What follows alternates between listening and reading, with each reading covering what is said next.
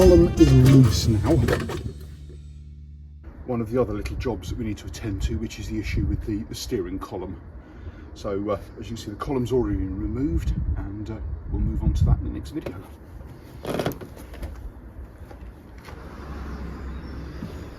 Okay, so as we mentioned in one of the earlier videos, we have a little bit of an issue with the steering column, which is that it looks like one of the nylon shear pins has broken, causing the inner part of the column to collapse in on itself.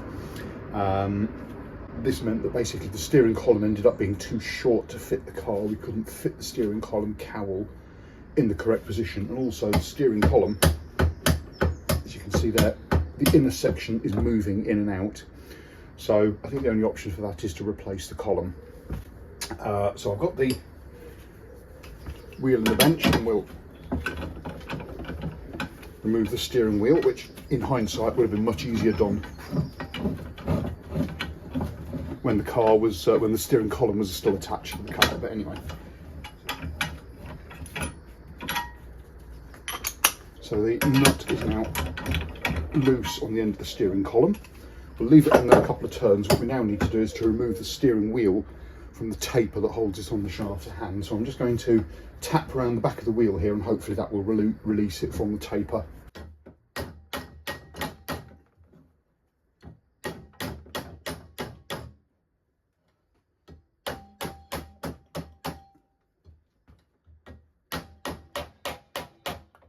There we go.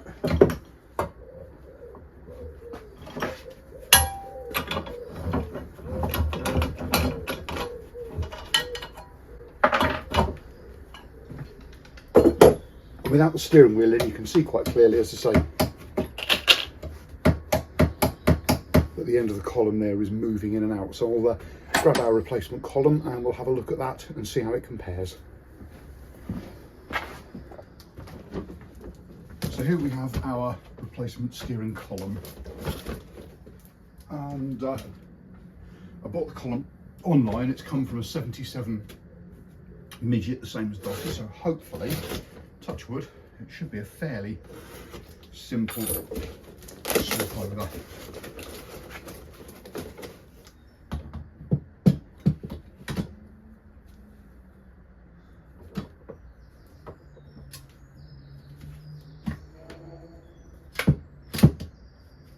Okay, so I'm just giving the column a quick sort of side-by-side comparison.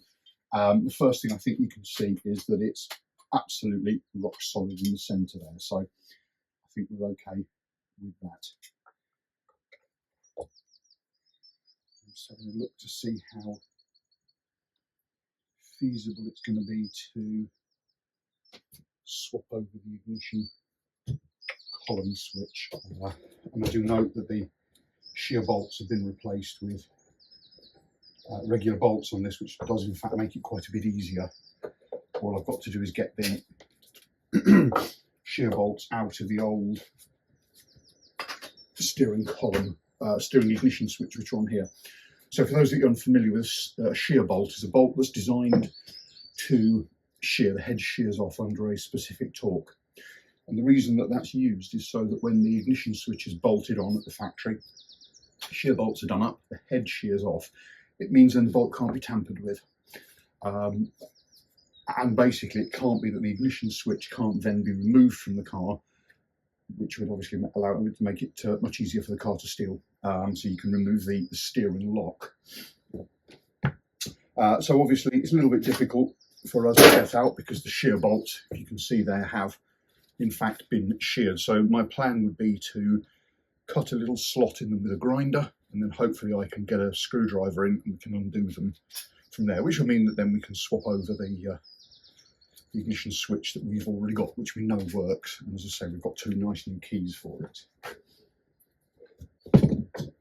So what I'm going to do now is just work on removing Dottie's ignition switch. We'll put the wheel out of the way because I really don't want to damage that.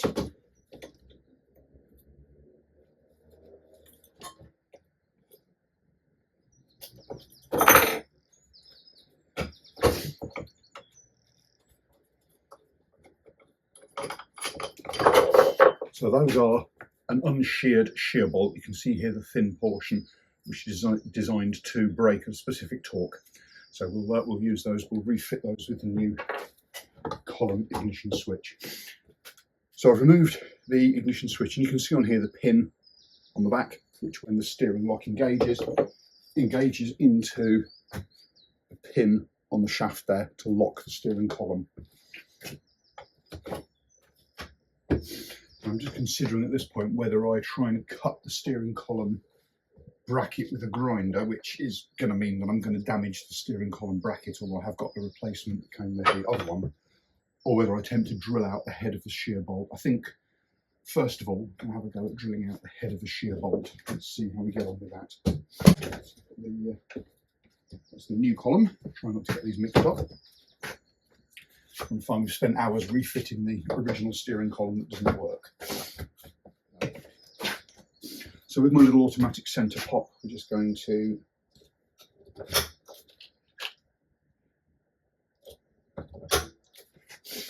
punch in on the head there. Let's have a little go and see how we get on drilling out the shear bolts.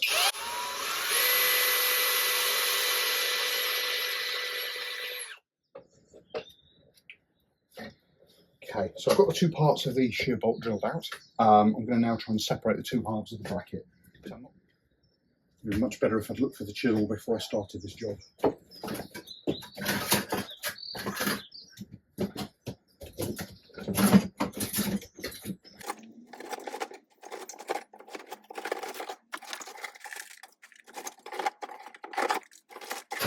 Okay, sometime later, found my bolster chisel.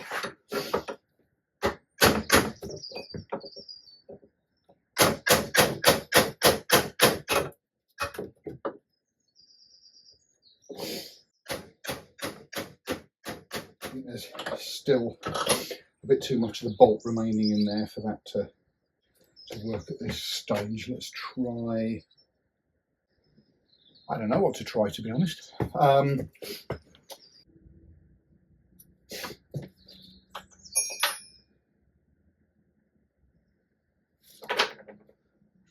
Through, that is the tapered bit that it's got to screw into, so I don't want to damage.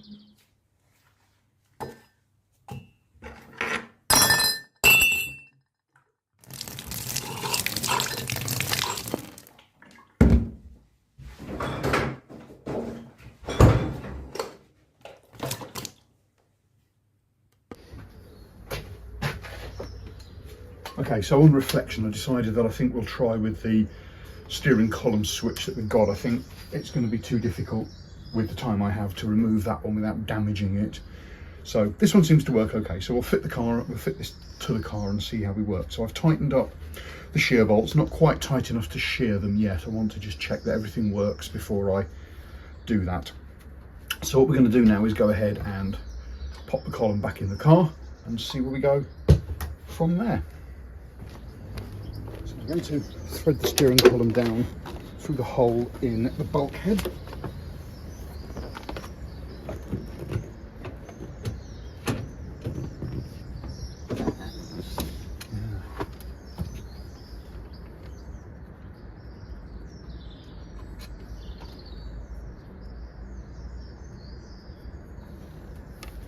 So I'll just take the pinch bolt off the bottom. I now see why the original steering column had a smaller pinch bolt on it.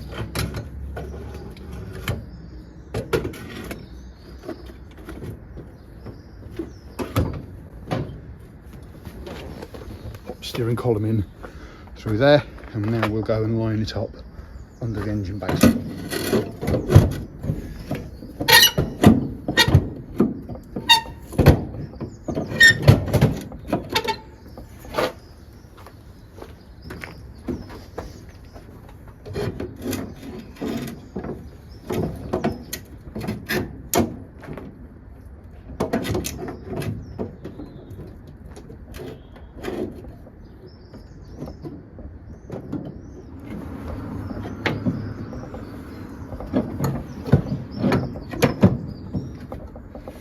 Okay, so the column is now onto the pinch bolt, which you can see is just down at the bottom there. It's a little bit difficult to see, it's a little bit difficult to get to actually as well. So we've got the column located onto the output of the rack. So what I'm going to do now is go ahead and bolt up the column underneath the car, underneath the scuttle panel.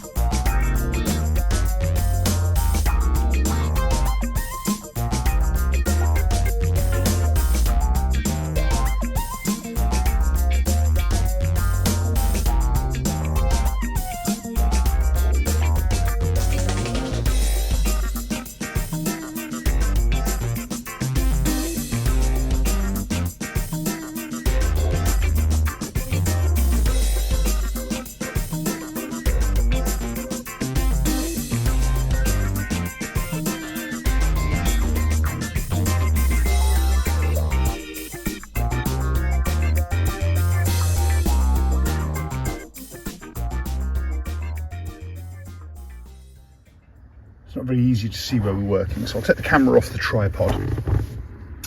But the bolts that hold the steering column into the scuttle are these two up here. So bolt those back up. You can see obviously the ignition switch that we've got here. We'll put the wiring connections on the back, and the steering column then passes down through the bulkhead down there. So I'll carry on and do those bolts up under the scuttle. Sure that everything is back on. I'll need to straighten the steering wheel. What I'll do is everything's bolted up. We'll give Dottie a quick road test and just see how she is for alignment, and then pop the steering column, pop the steering wheel off the steering column, straighten the steering wheel up, and then I can refit the column shroud and so on as well, which is